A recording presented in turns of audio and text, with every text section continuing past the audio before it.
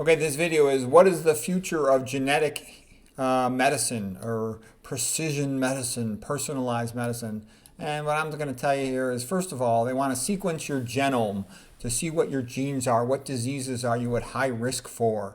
And then they're going to tailor your treatment with that. They say that might guide their choice of drugs so they can pick the drug that's going to be most successful just for you. They care so much about you. What do I think of this? Sounds like a bunch of BS. Okay, hardly any disease is genetic. There's slight difference in genetic susceptibility to diseases, but it's relatively minor. If you go to China for 1975, a billion out of a billion rice eaters, they're all skinny. Doesn't matter what their genes are. And if you go to the Western world with the SAD diet eater, standard American diet, almost all of them are fat after 50 with fatty liver, hypertension, prediabetes, diabetes, or coronary disease. The genes don't really matter that much. Okay. Now, don't be surprised if they use this genetic testing as a way to figure out, how they're going to bump people off.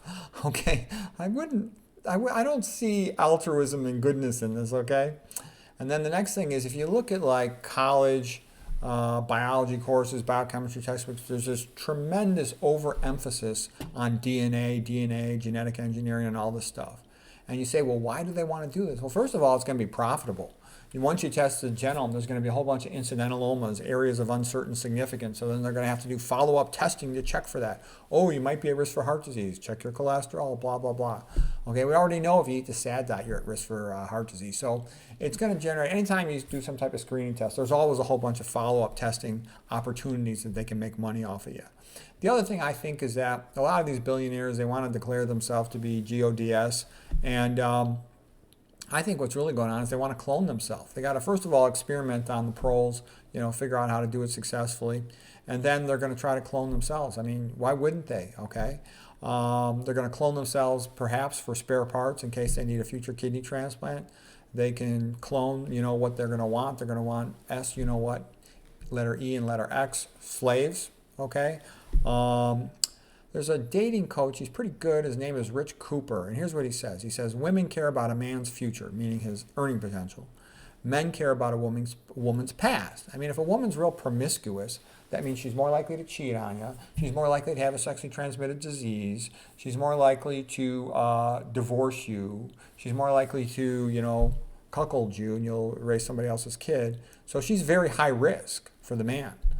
And nowadays, too, with birth control pills, promiscuity, the divorce system favoring the woman totally, 80% of divorces filed by women, all of these things increase the risk of marriage. So what does that mean? It means that marriage is no longer a good deal for most men. So men don't want to get married.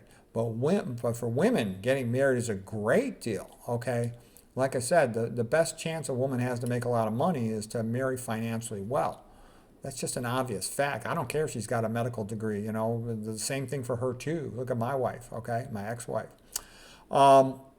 And what I'm thinking of, to me, you've heard of the movie Stepford Wives. And the Stepford Wives movie was really sort of an indirect game played to promote feminism and by degrading housewives. But, they could do a cloned obedient wife project.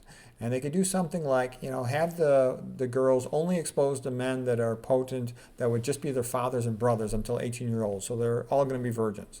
You could have them educated in a convent by nuns. And, maybe some eunuchs will be allowed, as the groundskeepers or something.